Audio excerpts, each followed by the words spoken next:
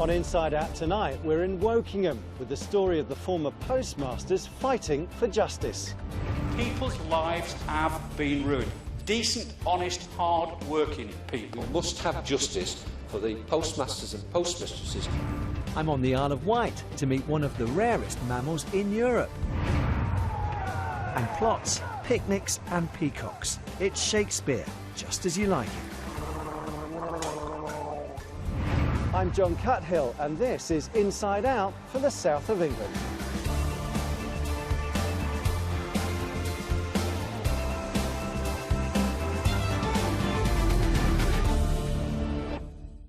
First tonight, why would anyone plead guilty to a crime and then spend the next 8 years trying to clear their name? Well, that's exactly what one former sub-postmistress from South Warnborough in Hampshire is doing, and she's not alone. Dozens of former sub-postmasters who say that they were wrongly sacked and prosecuted by the Post Office met at the weekend, and Inside Out's Nick Wallace was there. The latest stage of a long journey to clear their names. These former postmasters have travelled hundreds of miles to meet today, and their mood is determined. Lots of the people here have had their lives ruined by the Post Office. I was angry before, but, you know, this is beyond anything now. We're all committed to not giving up on this. There are around 60 former sub-postmasters in this room and many more who couldn't afford to make it. Some of the people here have been accused of stealing tens of thousands of pounds, but they all say they're innocent. They believe the Post Office's computer system is to blame for turning their lives upside down. And they're winning influential friends in very high places. The best word is that the Post Office has been duplicitous. People's lives have been ruined. Decent, honest, hard-working people. I quite honestly think that we're going to need a full clear out of the Post Office management. We must have justice for the postmasters and postmistresses. The Post Office is iconic. People who serve in it do so with pride. They have been let down, and it's time this Parliament, the British Parliament, stood up for those people. This is a national scandal.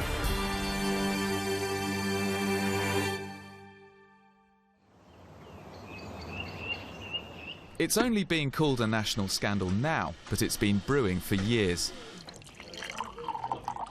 Nowadays, Jo Hamilton cares for her elderly parents. Here's your tea.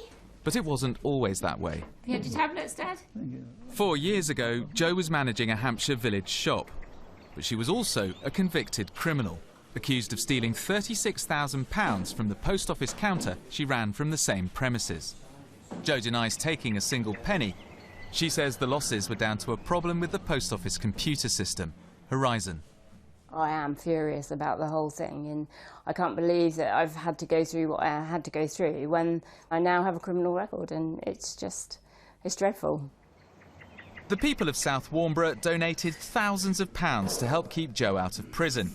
They didn't believe she was a thief. Neither did her MP, who led a campaign to get the Post Office to see sense. I would be astonished if she were a criminal. She seems to me to be a fine, honest woman doing her best in probably impossible circumstances.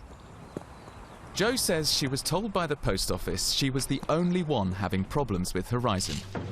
But she soon found out she wasn't alone. Jo, how are you doing? Oh, I'm okay. How are you? Nice to see you. 5 years ago, these former sub-postmasters met for the very first time in this village hall in Warwickshire to discuss their problems. That day, the Justice for Sub-Postmasters Alliance was born. They say to all of us, you're the only one. Yes, You're the only one. I thought I was the only one in the beginning. Since they said no one else has trouble. They weren't interested in helping anybody, were they? Individually, you cannot beat Post Office. But collectively, you might have a chance. Without our blood, sweat and tears and finances, Post Office actually wouldn't have a business. Each of these former sub-postmasters have faced demands from the Post Office for tens of thousands of pounds. They were all either sacked, bankrupted, or given a criminal conviction. All maintain they didn't take a penny. Some went to prison. I'd worked for the Post Office for 42 years. I'd given them my life. and to find the way that they treated you.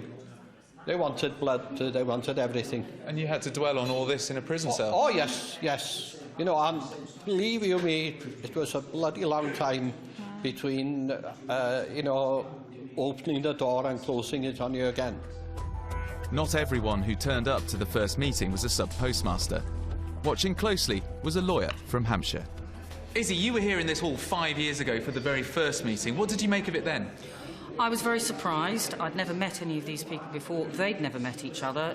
They'd come from all over the country, and yet when you listen to their stories, they were virtually identical. It clearly can't be some national conspiracy amongst them, so I felt there was something in it. Did they strike you as being criminals? Not at all. I've got 30 years under my belt. I am a cynical criminal lawyer. I've heard every excuse in the book, and some. They certainly did not come across as criminally minded people. I was really concerned that something was very wrong. And there was, of course, the worry that was there going to be a miscarriage or miscarriages of justice. But something doesn't seem to add up. Despite claiming to be innocent, when the post office accused these sub-postmasters of theft, many pleaded guilty to a lesser charge of false accounting. But if you believed yourself to be innocent, why would you plead guilty?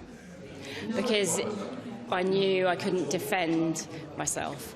I would have gone to prison for theft of $36,000, but there was a chance I wouldn't if I pleaded guilty to false accounting. How did you feel about pleading guilty? Terrible. I was told to be remorseful. Well, I wasn't remorseful because I didn't do anything wrong to be sorry about, but I didn't know how to get myself out of the situation. Did you make these? Julian ran a post office alongside his wife Karen for 6 years before being accused of false accounting. Shortly after this had happened to me in September 2008, Karen was diagnosed with cancer and she had to go into hospital, have major surgery. You're between a rock and a hard place. There was no way I could risk going to court and pleading not guilty and possibly going to prison like others had when Karen was in the situation she was in. So it was a question of head ruling heart. With pressure from MPs and a growing number of sub-postmasters blaming Horizon for wrecking their lives, the Post Office agreed to set up an independent investigation. It resulted in this report, which revealed that although there were no system-wide problems with Horizon, there had been serious glitches. The Post Office agreed to set up a mediation scheme, inviting postmasters to have their cases independently assessed. The woman who used to run this post office in Barkham near Wokingham was one of the 150 people accepted onto the scheme. Pam Stubbs worked for the post office for 25 years before she started having problems with Horizon. This is the shop, is it? This is my shop. Well, come and tell me all about it. The problem started almost immediately after I moved into a porter cabin, whilst my old post office was being demolished and rebuilt. After only a matter of weeks, I was losing thousands of pounds. I believe that it was a problem with the Horizon system. I asked the post office for help. I asked them to review their computer findings. They declined. I was told that there was nothing wrong with the Horizon system. They had spoken to Horizon and Horizon said there was nothing wrong with their system.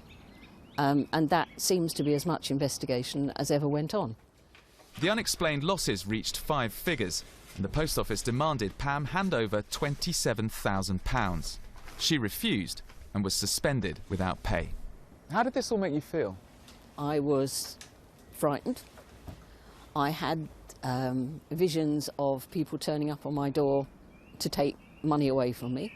I had visions of the post office turning up to arrest me, because nothing was ever said that made me feel that wouldn't happen. It was horrible. Pam's case was studied by independent investigators who concluded there might have been a problem with Horizon in Pam's branch. Pam went into mediation looking for answers and £200,000 in compensation. It soon became apparent she wasn't going to get anything. I believe that the mediation process was a sham from beginning to end. I think it was all an exercise in humouring postmasters. The post office were going to sit back and say, I'm sorry, we're right, you're wrong. Our view remains that this money went missing whilst you were running the post office, and therefore you will still pay the money that you owe back to the post office. What was your reaction to that? I was not going to pay any money to the post office at all. I hadn't taken any money. I hadn't lost any money. I asked for help from day one, and I got no help, and I got nothing from the post office. Pam isn't the only one who thinks the mediation scheme is a sham. James Arbuthnot led a parliamentary campaign which pressured the post office into investigating Horizon. 6 weeks ago, he dramatically withdrew his support from the scheme. The post office seems to have spent a large amount of public money on setting up a mediation scheme, which it is then trying to prevent sub-postmasters from making use of. It's an awful way of behaving, really is. You must be furious. I'm devastated, frankly, yes. The post office have repeatedly turned down our requests for an interview and told us they will not break the agreement of confidentiality on individual cases. They also say Horizon is used without problems by thousands of people every day. They insist they went beyond the call of duty in setting up an independent review to investigate what they describe as a small number of complaints. They say they're committed to completing the investigations into these complaints and that some cases are now resolved. So the post office say there's nothing wrong with their mediation scheme, Horizon, or the way they treat their sub-postmasters. But lots of other people seem to disagree. We tried to get to the bottom of it. Every postmaster has to sign a contract with the post office before they can take over a branch. The contract was drawn up before Horizon was introduced, and some people think that can't be right. Geoffrey Sturgis is an expert in contract law. The contract is definitely unfair, but that's not unusual for contracts of that nature. The problem here is the way in which they use it, which is definitely unfair. They don't explain to postmasters before they sign up that there have been a number of problems with sums of money apparently disappearing since they introduced the Horizon system. Professor in Counter-Fraud Studies Mark Button is concerned that the post office is in the unusual position of being both the investigator and prosecutor in many of the cases it takes to court. If you look at why we actually reformed the criminal justice system in this country in the 1980s and separated the police and the prosecutors, that was to stop miscarriages of justice. So having all of those in one organisation does pose a risk for more miscarriages of justice. So we showed several cases to Sandip Patel, a criminal barrister. We asked if there might have been miscarriages of justice. Yes, I think that there may be grounds for arguing that the post office ought to have known at the time, with due diligence, reasonable inquiry, that perhaps the system was not as reliable as they believed it to be. So I have sufficient cause for concern, having looked at material which I have been provided, that innocent people might have been wrongly convicted. The post office call this speculation and say there's been no evidence to suggest that criminal convictions of any of the applicants in the mediation scheme are unsafe. They say their approach to prosecutions is proportionate and fully compliant with legal requirements. Where postmasters have pleaded guilty, the post office say falsifying the accounts will always be wrong, and doing so usually destroys the audit trail, making investigations into a loss difficult, if not impossible. The post office stressed that after 2.5 years of independent investigations, there is no evidence that Horizon is not operating as it should. The mediation scheme and investigation into Horizon are still going on, costing millions of pounds of taxpayers' money. A lot of the participants and a number of MPs believe it's achieved very little. To make matters worse, there are sub-postmasters still having problems with Horizon today. In Nelson, South Wales, Steve Phillips runs the village post office. There we go. Over a period of months, the computer system told him he'd lost a total of £18,000. When it first started happening, I wasn't sleeping well. It was difficult. We were getting to the stage where any of us, the three of us that work here, were getting scared to press the button on the Horizon system because we didn't know what was coming up. whether we were going to be £1 or £2 up or down, or whether we were going to be £1,000 down. Steve called the post office in for help. He says while they were there were small discrepancies but no major losses, and they couldn't see a problem with the system or the way that Steve and his staff were using it. But the post office still demanded Steve hand over the £18,000 Horizon said was missing. Be honest with me, have you ever taken any money? No. Were you making mistakes? No. How do you know? I've had people from the post office come down and check. I've had maybe a dozen people here from the post office come and watch what I'm doing, watch what we're all doing, and they can see we're doing nothing wrong at all. But the post office say you owe £18,000? Yes. What on earth's going on then? I really don't know. If somebody could explain to me that, I'd go take him across the pub and buy him a pint. But I just don't know what's going on. And nobody seems to know what's going on. Do you worry that the post office are going to come after you? Oh, yes. Sometime in the future, they're going to come after me after this £18,000 is missing. When? I don't know. So where has all this money gone? Are sub-postmasters stealing it, handing it over to customers by mistake, or just pressing the wrong buttons? Fraud's another possibility, not just in branches, but anywhere up the chain. Right now, no one knows. But the investigators' report into Horizon, which is due later this year, should contain some answers. Back in Warwickshire, the Justice for Sub-Postmasters Alliance have been bonding over shared experiences and busy plotting their next move. Well, today's meeting has decided to continue supporting the mediation scheme for now. It's also unanimously endorsed a decision to hire a firm of litigation lawyers to pursue the case against the post office should the mediation scheme fail. We all feel fantastic. There's such a good turnout. They didn't think we were going away, because we're not. We're fed up with being lied to, fobbed off, and generally made fools of. We're going to carry on and bring post office to book for what they've done to all of us. Nick Wallace with that report. Do get in touch with us if you've got a story to tell. john.cuthill@bbc.co.uk. Next, bat fact time. Of the 17 species known to inhabit this country, 14 of them live on the Isle of Wight. But where, I hear you ask, do they go when they're poorly? Here's the answer. Right, little ones. Right, I know you don't like the sweeping noise, but sorry, sorry, oh, sorry.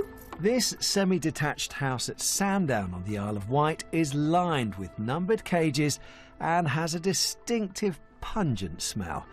It's also crawling with beetles and mealworms. Oh, yes, the bag's moving. All right, settle down. But right now it's hard to glimpse the creatures that thrive on them. Oh, there's a lot of you here. Whoa, must be a bit crowded in there, mustn't it? All right, settle down. All right, back in then. Back to bed. I would never have thought that I would be standing here every single day doing this and then going through sifting the mealworms. So we have mini mealworms for the little bats. Have you ever had mealworm escape incidents where you start finding them in other bits of the house? They're all over the house. And not just that, it's the beetles, because I also breed my own mealworms, and they change into beetles. And that, that's a big one. for a bat, is delicious. Yes, apparently so. Do you know people eat these all around the world? Would you like to try one? I've just had breakfast.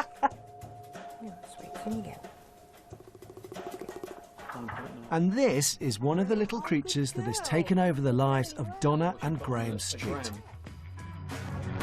Welcome to the Isle of Wight's Bat Hospital, winner of an Animal Action Award from the International Fund for Animal Welfare. The Isle of Wight boasts more species of bat than anywhere else in the country. It's also the most important area in the whole of Europe for woodland bats.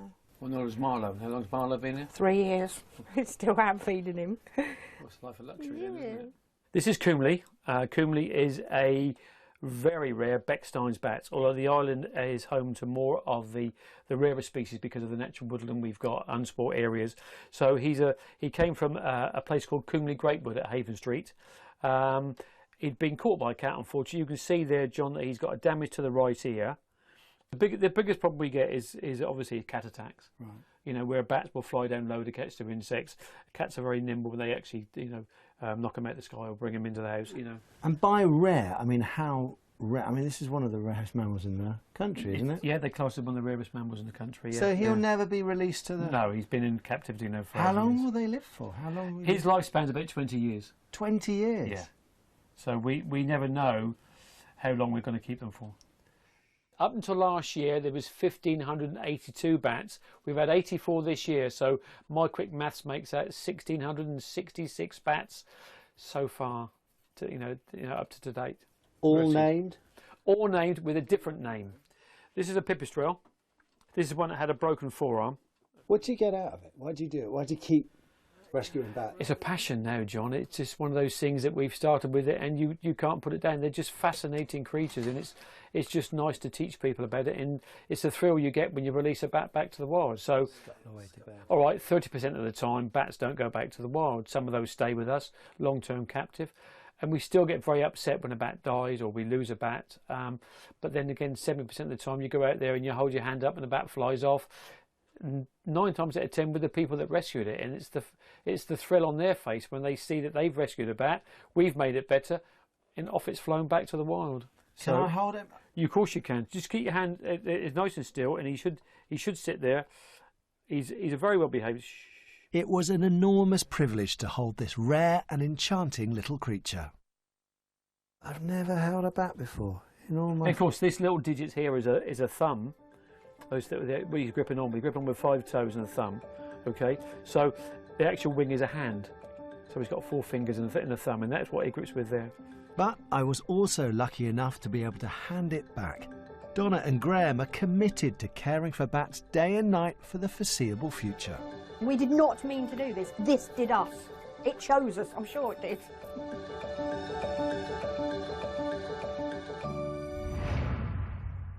And thanks to Donna and Graham, there's now a bat called Cuthill. Don't forget, we're on Twitter at InsideOutSouth. Now, finally tonight, it was Shakespeare, of course, who once said, "All the world's a stage." Well, how about an island? Enter stage left, Chaz Davenport. We call ourselves Boat, Brownsea Open Air Theatre. We've been setting sail from Poole Quay to Brownsea Island every summer for the past 50 years. Well, not me, I've only done them 6 years. We love the island. Who wouldn't love Brownsea Island with its red squirrels, its wildlife and its very, very peaceful surroundings? So we love that. So what we do is we're a registered charity raising funds to help the work on the island by means of doing a Shakespeare play. Ah, Denise. It's her 6th year as director. A former English and theatre studies teacher from Poole, she's got a passion for the island, like us all. People who do Brownsea year after year after year actually do it for the love of the island as much as their love of Shakespeare. It's something that gets in the blood. I don't know why. I need to let everybody know what we're doing. Could you just for a second, Roy? OK. OK, full staff, go on then. And this is me. My name's Chaz Davenport. I play Sir John Falstaff in real life. I work with computers, but for the next few weeks I am a drunken, debauched fatty. That's what I am. And a bit of a rogue, a bit of a thief, and but also a bit of a sad fella as well. You fat kidney rascal! What a brawling dost thou keep? Where's Poins, Hal? He's walked up to the top of the hill. I'll go seek him out. My name's Helen. I help set build, which tends to be painting and tea making, a lot of tea making. I have a paid job on the island, and this is my playtime on the island, so just love doing it. But there's one task Helen's not so fond of. The geese get everywhere, and they like to poop, as you can see. So that's my job for the day. I'm de-pooping. Also mucking in are the volunteer knitters making chainmail out of wool. This is a cowl for a good guy. Just going to model it. Here we go. Hey. There we are. So that's a good guy one. And here's a rebel.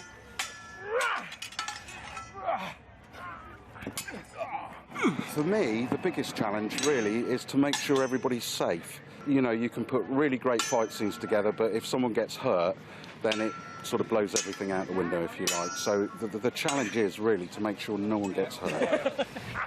A gallant prize, cousin, is it not? Maybe I shouldn't jump about as a king.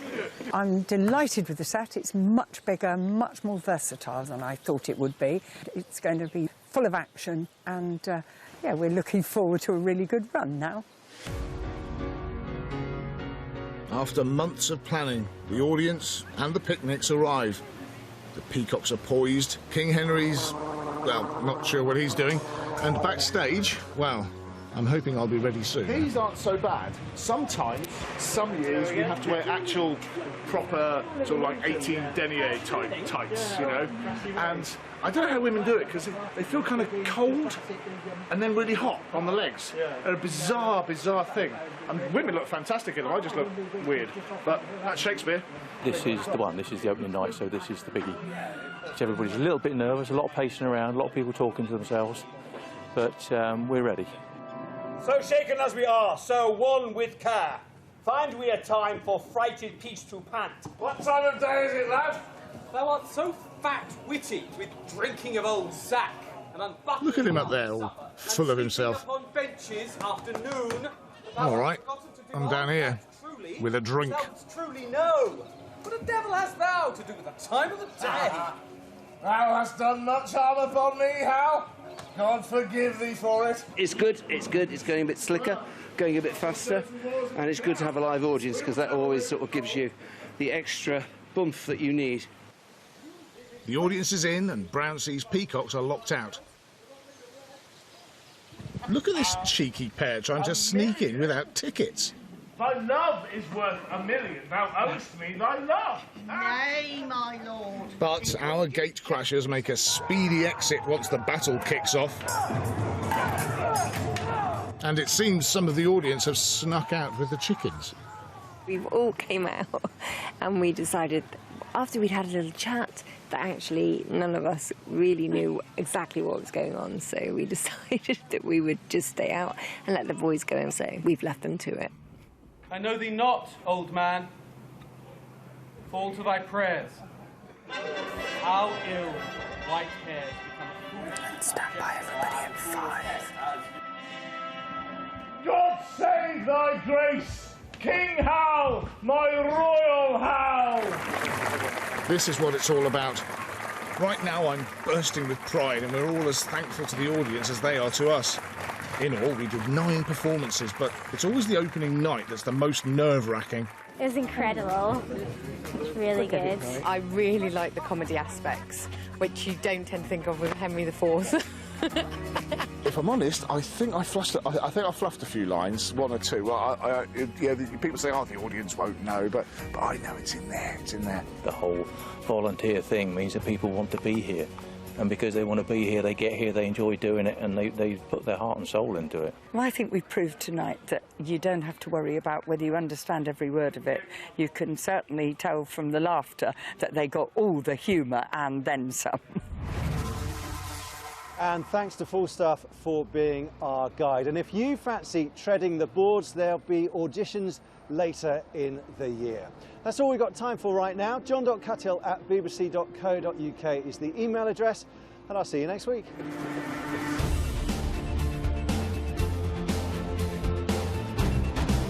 Please, don't be angry. Sharon pays Phil a visit and Mick makes a family announcement next on EastEnders.